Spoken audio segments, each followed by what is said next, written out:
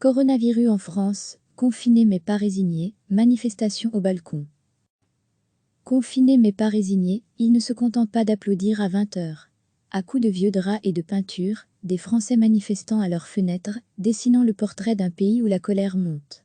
Merci aux soignants, honte aux dirigeants, cette banderole accrochée à Montreuil, Seine-Saint-Denis, résume bien la tonalité des milliers de messages spontanés affichés sur les façades à travers la France, que les syndicats ont appelé à multiplier pour le 1er mai. Degré retrouvé, tout notre dossier sur le coronavirus, une contestation face à laquelle les autorités font parfois du zèle. Ce jeudi, à Toulouse, une femme a été brièvement placée en garde à vue pour avoir interrogé sur un drap tendu devant sa maison. Macronavirus, à quand la fin ? À Paris et Marseille, d'autres auteurs de pancartes ont été sommés de les décrocher. Délavée par des semaines d'exposition au soleil, la bannière de Florence Bedag au pré Saint-Gervais, Seine-Saint-Denis, est, elle, encore bien accrochée. Des milliards pour la santé et les populations qui en ont besoin, y a écrit cette infirmière réaffectée en réanimation à l'hôpital parisien de la Pitié-Salpêtrière au début de l'épidémie. J'ai tout de suite compris qu'on allait avoir du mal à faire face. Et que c'est maintenant que la population allait voir que ce ne sont pas des millions, mais des milliards dont a besoin l'hôpital. Le bon côté, c'est que les gens commencent à ouvrir les yeux et que les dirigeants commencent à faire l'unanimité contre eux, dit-elle. La soignante, 58 ans, estime que la situation est devenue catastrophique il y a 4-5 ans et ne se remet pas de devoir se protéger du Covid-19 avec des sacs poubelles, désormais fournis par sa direction. Lire aussi, étonnant sondage dans 15 pays européens, malgré le confinement, la population plébiscite le pouvoir en place. À lire aussi, coronavirus, en Belgique, plus d'1 million de personnes en chômage temporaire à Paris. Thomas Ballion, 47 ans, enseignant, réclame à sa fenêtre de l'argent pour l'hôpital, pas pour le capital. On se manifeste, et ça permet aux gens qui passent dans la rue de se sentir éventuellement raffermis dans leur propre colère, ajoute ce militant lutte ouvrière. À 20 h, il applaudit mais donne aussi de la voix, pour remercier les aides-soignantes, les caissières, les éboueurs, les travailleurs ou invités à ne pas aller bosser le 11 mai, si les conditions ne sont pas assurées. Des slogans accueillis avec enthousiasme par certains, se réjouit-il. On veut des masques, on vous démasque, on veut des tests, on vous déteste sur les réseaux sociaux, le collectif confiné.es, mais pas résigné.es, créé par des membres de la Fanfare Invisible, un groupe qui accompagne diverses manifestations, recense des images de ces banderoles. On en reçoit désormais plusieurs par jour, de partout en France et même de Tahiti, témoigne Johanna, de cette équipe réunissant Anar, Coco et Socialo en soutien au collectif Inter-Hôpitaux, à l'origine du vaste mouvement de grève des soignants. Du fric pour l'hôpital public, du dépistage, pas du pistage, on veut des masques, on vous démasque, on veut des tests, on vous déteste. Après le Covid, la commune, sur les messages postés aux fenêtres, on voit de la colère face à la destruction de l'hôpital et des services publics, et contre le gouvernement qui a fait et dit n'importe quoi, décrypte Johanna. Manifestons au balcon, qui relaie aussi cet appel sur les réseaux sociaux, est partie d'étudiants gravitant autour des jeunes socialistes, de LFI ou de l'UNEF, révoltés par les ordonnances sociales prises au début du confinement, explique Valentin Mordago, 26 ans, cadre dans la fonction publique. Des jeunes militants qui rêvent d'union de la gauche et préparent le monde d'après avec une économie du besoin et non du marché. L'après, Marie et Arthur y pensent aussi. Dans leur colocation du 20e arrondissement parisien, les 5 occupants, des trentenaires qui travaillent dans la santé, le social, l'agronomie et la culture, ont débattu avant d'afficher 4 banderoles. Le travail mérite plus qu'une médaille, et à la sortie, on change tout, notamment. Il faut rétablir des équilibres qui ne sont plus d'actualité depuis longtemps, estime Marie.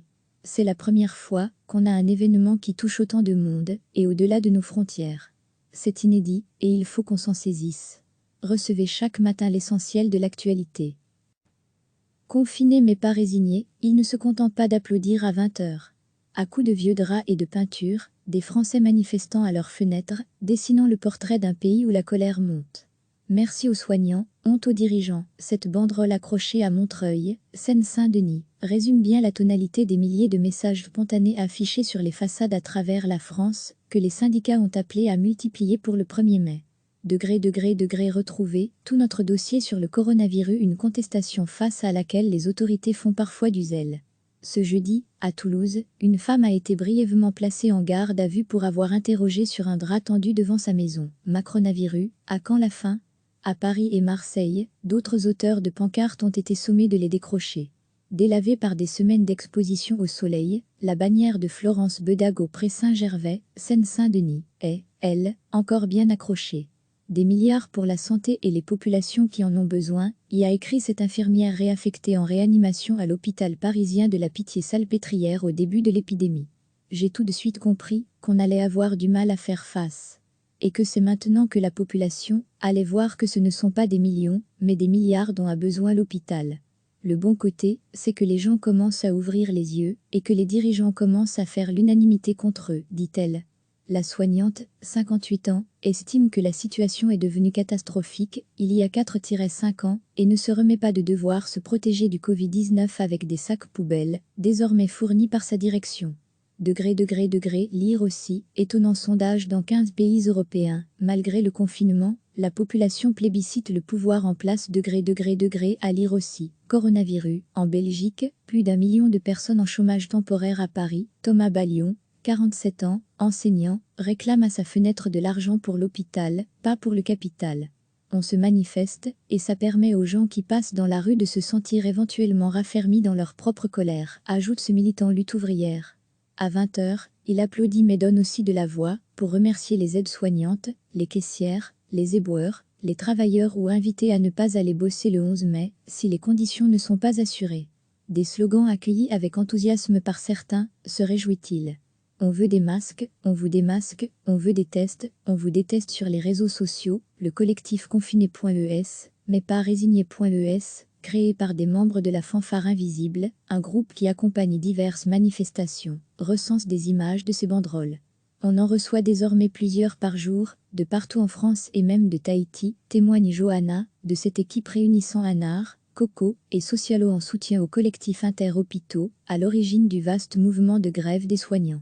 Du fric pour l'hôpital public, du dépistage, pas du pistage, on veut des masques, on vous démasque, on veut des tests, on vous déteste. Après le Covid, la commune, sur les messages postés aux fenêtres, on voit de la colère face à la destruction de l'hôpital et des services publics, et contre le gouvernement qui a fait, et dit n'importe quoi, décrypte Johanna.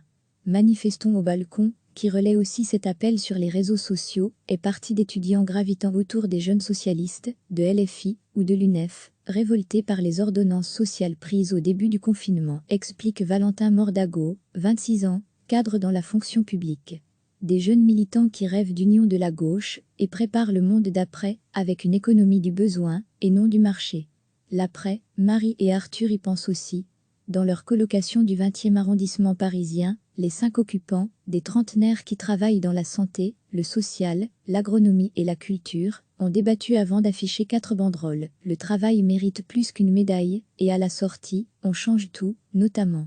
Il faut rétablir des équilibres qui ne sont plus d'actualité depuis longtemps, estime Marie.